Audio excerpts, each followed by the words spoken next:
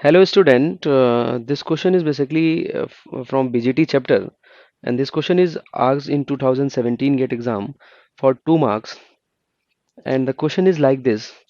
In the circuit zone, transistor Q1 and Q2 are biased at a collector current of 2.6 milliampere. Assuming that transistor current gain are sufficiently large to assume collector current equal to emitter current and the thermal voltage of 26 millivolt. The magnitude of voltage gain V naught by Vs in the mid-band frequency range is. Now we see the solution of this particular question in very much detail. देखिए जैसा कि मैंने पीछे question में आपको बताया कि ये जो क्वेश्चन है 2017 इलेक्ट्रॉनिक्स में आया हुआ है 2 नंबर का है।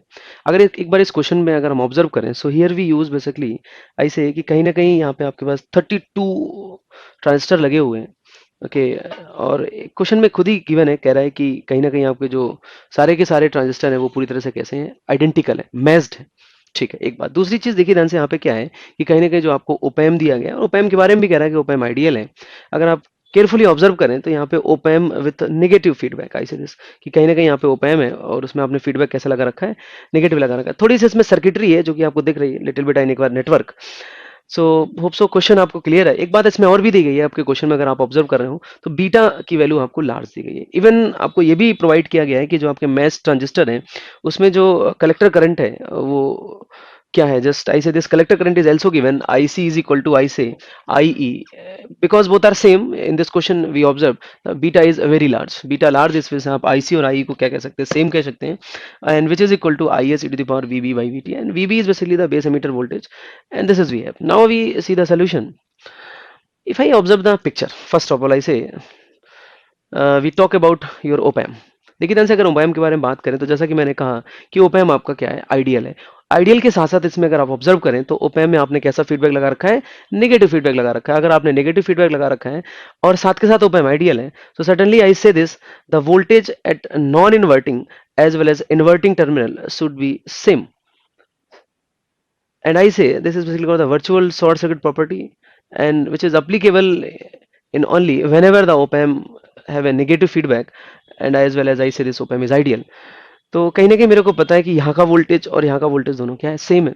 ठीक है, एक बात और भी आपको पता होना चाहिए कि अगर आपका ओपैम आइडियल है तो आप ऐसे कह सकते हैं कि ओपैम has a very large input resistance, तो उसकी वजह से आप ये भी कह सकते हो कि इसमें कोई करंट भी फ्लो नहीं करेगी, यानी इसमें इनपुट करंट्स क्या होंगी, जीरो होंगी। अगर एक बार अपने सर्किटरी को अगर आप केयरफुली ऑब्जर्व करें तो अगर मैं ऐसे कहूँ कि यहाँ का वोल्टेज अगर VE1 है, the voltage across base emitter voltage I say this for the Q1 transistor, तो यहाँ पे जो वोल्टेज है वो VE1 है। This voltage is basically I से BE1।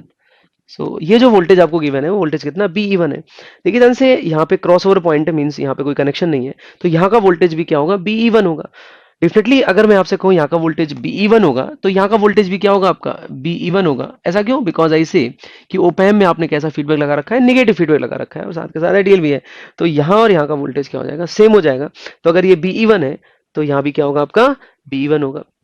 देखिए ध्यान से, अगर आप थोड़ा सा और सर्किटरी पे ध्यान दें तो शायद आपको समझ में आ रहा होगा कि ये जो आपका V नॉट है basically which is short circuit like this, yes, तो यहाँ का जो वोल्टेज होगा it should B I say this V out. यहाँ का वोल्टेज क्या होना चाहिए, V आउट होना चाहिए। अगर देखिए ध्यान से, यहाँ का वोल्टेज V आउट है तो यहाँ भी V आउट होगा। अगर आप केयरफुली ऑब्जर्व करें तो if I observe the potential difference across 20 kilo ohm is how much, V not minus BE1 divide by 20, yes, and I say this here we also observe that the potential difference across this 20 kilo ohm is what, V naught minus BE1 if I divide with 20, so hope so I say this current and that current should be equal।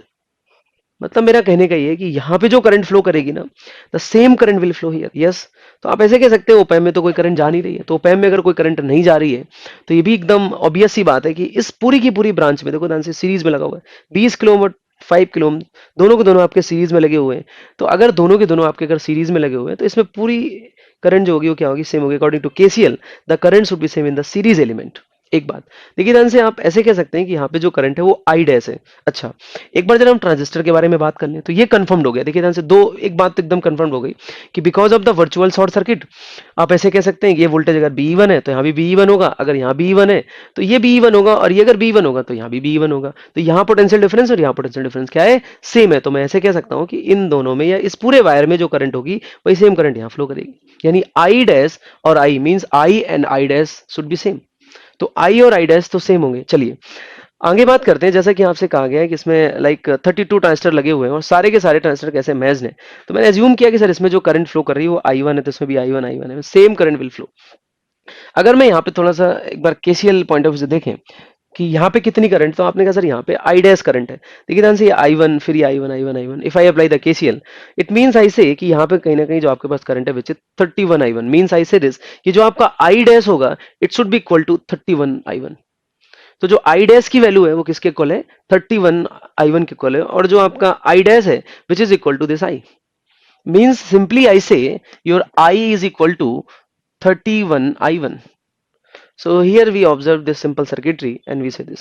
तो ओपैम आपका ideal था, इस वजह से मैंने इसमें virtual short circuit property लगा दी। इसमें आपके जो बीजेटी है पूरी तरह से आइडेंटिकल है, तो हमने सब में सेम करंट ले ली, और जो आई डैश है वही आपकी क्या होगी, 31 आई वन के इक्वल होगी। नाउ आई से दिस, अगर मैं आपसे एक बात पूछूं कि जो आई करंट है, this current is basically flowing through this transistor. और आपको पता है कि जब भी हम क्या करते हैं, कलेक्टर और बेस को शॉर्ट कर देते हैं, so basically the transistor is behaves like a diode and I say this called the diode connected transistor. और आपको ये बात पता है कि चाहे ट्रांजिस्टर हो या फिर आपका डायोड कनेक्टेड ट्रांजिस्टर हो, कैसा भी ट्रांजिस्टर हो, अगर उसका जंक्शन क्या है, फॉरवर्ड बायस है, तो हमेशा उसमें आपकी जो करंट फ्लो करेगी, the current is always follow the what diode equation like this, I C is equal to I E I S E to the power V B by V T, and this V B is basically I say the voltage across the junction. Okay, now see this, if I just put the value of this I, so what about the I? So I should be equal to, okay, it should be is e to the power be1 divided by vt, and here I say this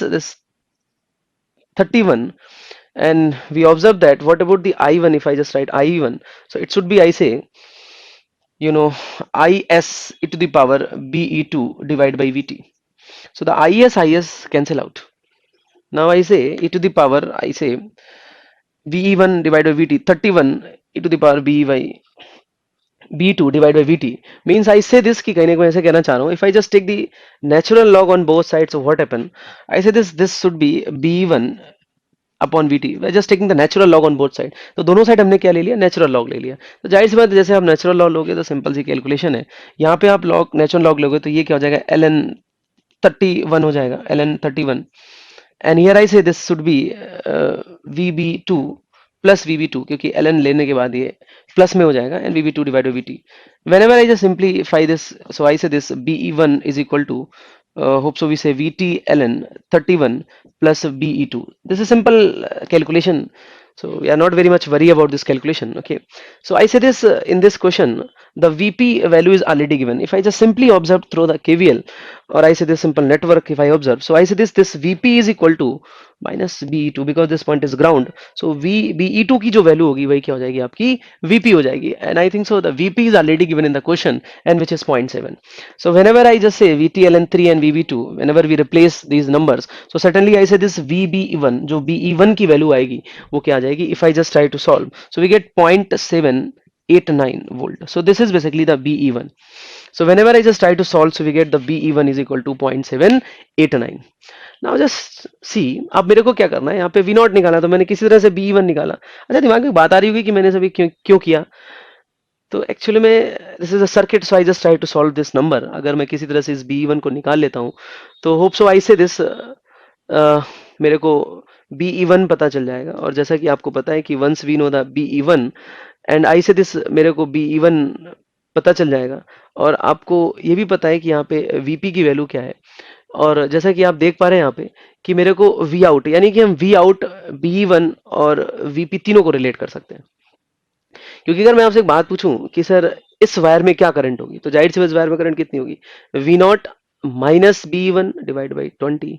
बिल्कुल ठीक बात है, आप चाहो तो इस current को कैसे भी लिख सकते हो, इस करंट को आप ऐसे भी लिख सकते हो, V naught minus Vp divide by 25, क्योंकि सीरीज में तो करंट सेम ही रहने वाली है। ये बात आपको 100% समझ में आनी चाहिए। तो देखिए ध्यान से, जैसे मैं आपसे कहूँ यहाँ पे कि एक बात तो कंफर्म्ड है, सी, कि अगर मैं आपसे कहूँ इस वायर में जो करंट है हम दो तरीके से लिख सकते हैं। देखिए ध्यान से कैसे लिख सकते हैं। एक तो ऐसे लिख सकते हैं कि कहीं ना कहीं आप ये बोल सकते हो कि यहाँ पे हम करंट अगर लिखना चाहें तो कैसे लिख सकते हैं, V out minus B one divide by 20। जो करंट होगी वही सेम करंट हम कैसे भी लिख सकते हैं, V out minus VP divide by 25, because इसमें कोई करंट नहीं जा रही। तो 20 और 5 दोनों के दोनों आपके किसमें है, सीरीज में है, तो सीरीज में करंट आपकी सेम होगी। तो we write the current in the same element in the two way, or according to KCL the currents would be same. So I write in that fashion, and I write like this, V naught minus BE1 divide by, I say, 20, and it should be equal, I say, V naught minus VP, because I say this is a potential difference. Just try to observe, V naught minus VP divide by what, 25। तो जो आपकी ये current होगी वही ये current होगी, दोनों current तो सेम है, तो वी करंट, क्योंकि ओपैम में कोई करंट जाएगी नहीं, क्योंकि ओपैम आपका कैसा है, आइडियल है। सो आई say this V out minus VP, VP is how much, which is given already, VP, and divide by, I say this 25। So whenever I just try to solve, because we know the BE1, we know the VP, so we know both the numbers, so certainly we try to solve it, yes। So जैसे में आप BE1 की value 0.789 और VP की value 0.7, और आप इसको जैसे सॉल्व आउट करेंगे, so we get the V naught is equal to 1.145 volt, and this is basically the answer of this question। So hopefully you understand the solution of this question, and which is not very tough question, which is very easy to solve, but we require some basic concept। जैसा कि इस question में अगर आपने observe किया, तो पहली बात तो मेरे को ये पता होना चाहिए कि ओपैम है, अगर उसमें नेगेटिव फीडबैक लगा रखा है और अगर वो आइडियल है, तो हमेशा उसमें virtual short circuit property valid होगी, यानी कि आप नॉन इन्वर्टिंग इन्वर्टिंग टर्मिनल के वोल्टेज सेम होंगे। इसके बाद दूसरी बात इसमें ये थी कि आपका जैसे कि बीजेटी दिया गया, और बीजेटी पूरी तरह से आपका कैसा है, मैच्ड है, तो उसमें सेम करंट फ्लो होती है। और जैसा कि आपने उसमें बेस और कलेक्टर को क्या कर रखा है, शॉर्ट कर रखा है, तो ये जो आपका ट्रांजिस्टर, ये डायोड कनेक्टेड है, ट्रांजिस्टर है, और चाहे ट्रांजिस्टर हो चाहे डायोड कनेक्टेड ट्रांजिस्टर हो, अगर जंक्शन फॉरवर्ड बायस है तो हमेशा उसमें जो करंट फ्लो करती है वो डायोड इक्वेशन को क्या करती है, फॉलो करती है। तो मैंने उसी कंसेप्ट को यहाँ पे अप्लाई किया। फिर इसमें सिंपल सी नेटवर्क थी, जिसको मैंने यहाँ पे एक बार माइंड किया कि सर यहाँ का पोटेंशियल डिफरेंस, यहाँ का पोटेंशियल डिफरेंस सेम है, इस वजह से दोनों में क्या होगी, करंट सेम होगी। फिर उसके बाद हमने इस B1 को निकाला, जैसे B1 पता तो इस करंट को हम एक तरीके से लिख सकते हैं, और चाहे तो इसको ऐसे लिख सकते हैं, दोनों करंट क्या होनी चाहिए, सेम होनी चाहिए, क्योंकि दोनों की दोनों करंट आपकी कहाँ फ्लो कर रही है, आपकी सेम एलिमेंट में और सीरीज में है, तो करंट आपकी क्या होगी, सेम हो जाएगी। और उसके बाद हमने इसको सिंपली सॉल्व किया, तो finally we get the V naught is equal to 1.145। Hopefully you understand this solution.